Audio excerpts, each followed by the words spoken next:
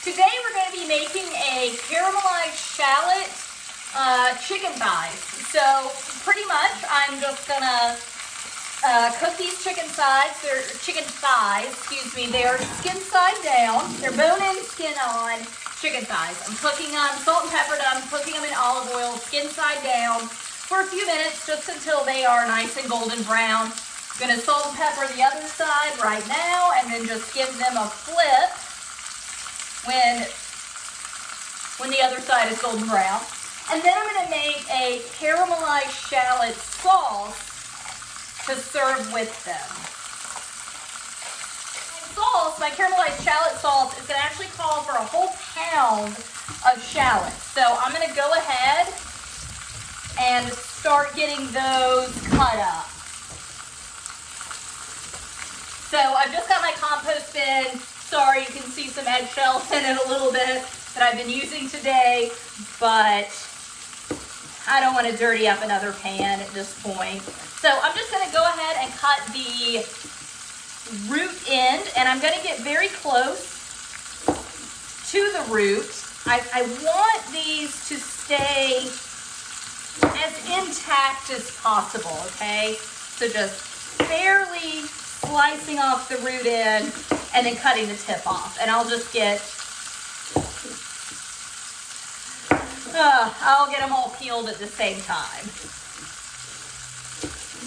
So this is based on an Ina Garten recipe that I have made, every Thanksgiving for like a decade or something. It is delicious. It's just caramelized shallots is the name of the recipe. And that one actually calls for 2 pounds of shallots.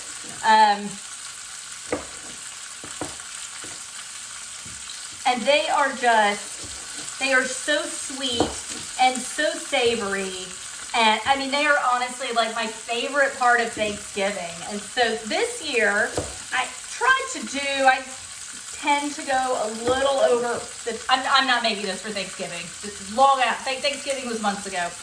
So I'm just trying this chicken recipe that, I'm kind of creating based on that recipe. But this year for Thanksgiving, my goal was just to do less. I mean, I honestly in the past have done like 12 to 16 dishes, so I wanted to keep it under 10, and I did, yay. And one way I did that was to combine my mashed potatoes and my caramelized shallots. So I made the caramelized shallots, but I halved the recipe, and I think I made the same amount of sauce, but I halved the amount of shallots, which is pretty much what mostly what we're gonna do today. Not exactly, but mostly what we're gonna do today. And then I put that on top of my mashed potatoes so that I actually made like a mashed potato bake. So made my mashed potatoes, put them in a casserole dish, made very similar to what you're going to see with the shallots today, but again, not exact, just similar. And then honestly refrigerated it for a couple of days and then just put it in the oven to reheat on Thanksgiving. And it was so good. I mean, it was the best of both worlds. I'm going to turn my heat up just a little bit. I'm not totally used to how this little burner works.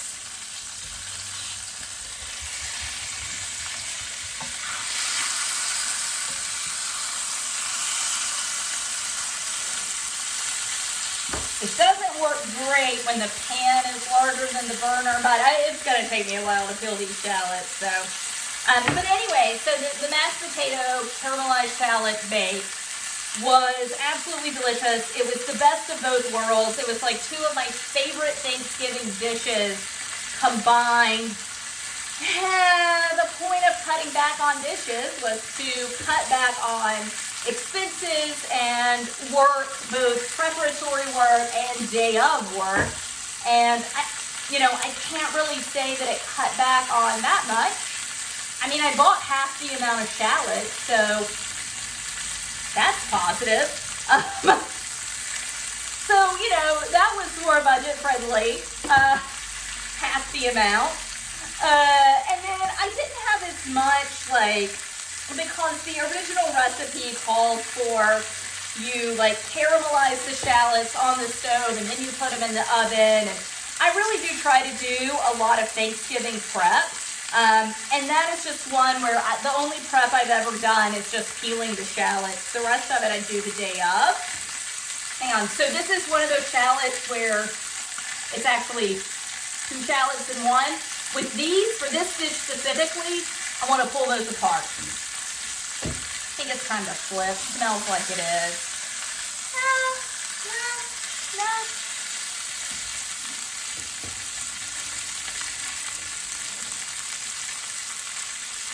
But it definitely saved me some day of work, although preparation really didn't save me much time. Although I did have half the amount of shallots to peel, so that was nice.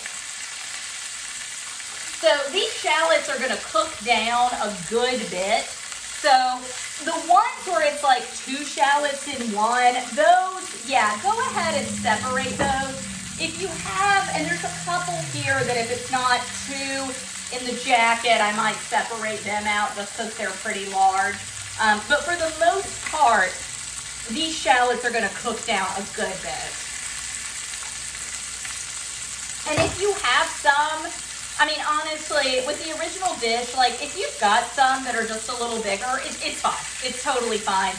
That's part of that is what I like about this dish is that some of the shallots are still like a nice mouthful and they're a little meatier and the texture's there and you can tell it's a shallot, whereas some of them are so small that they almost disintegrate, but in a good way because they disintegrate into this like delicious yummy sauce that we're making.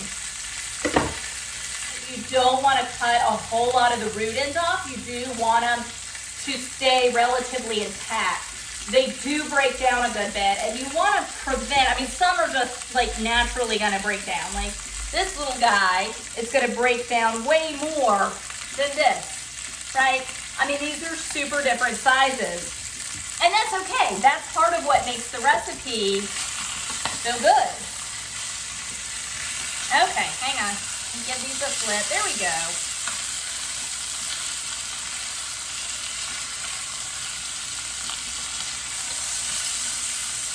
There we go.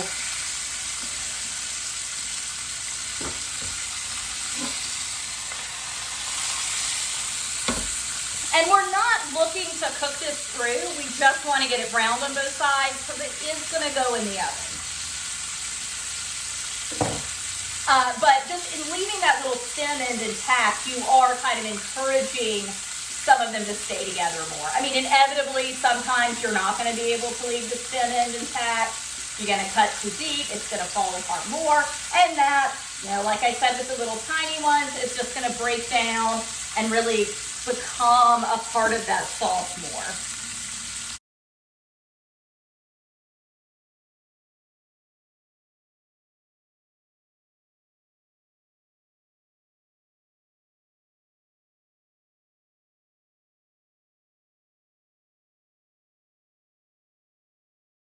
Here's another one that had 2 inside of it.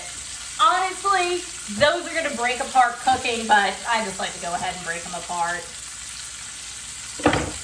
Last one.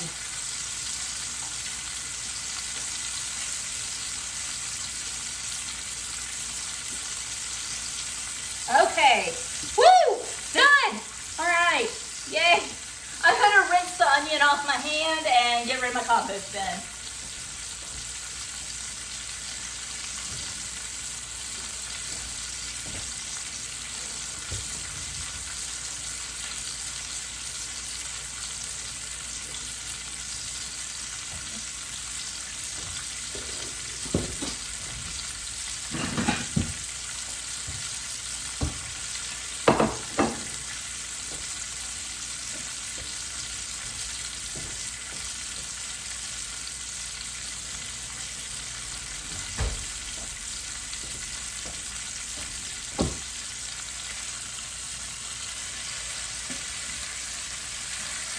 Okay, so as I said, we are not looking to cook this chicken through. I just want to get it good and brown on both sides.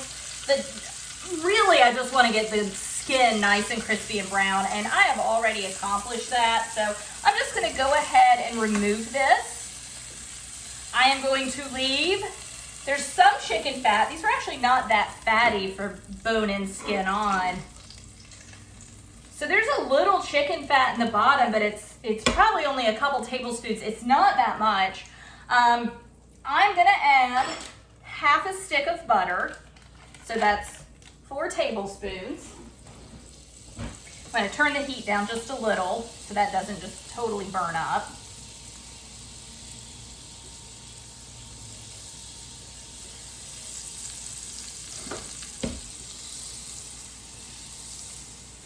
And you don't have to wait for it to melt. You can just go ahead and start adding your shallots in. And we really just want these to get some good caramelization and start cooking down.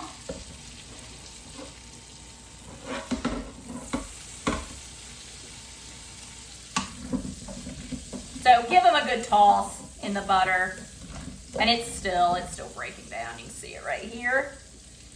Still here. Go ahead, kind of encourage the bits of chicken on the bottom to loosen up. We are going to add some vinegar to this once it starts cooking down, and that is really going to help. That will deglaze the pan. So it's going to take a little while for these to start breaking down. So I will bring you back when they have.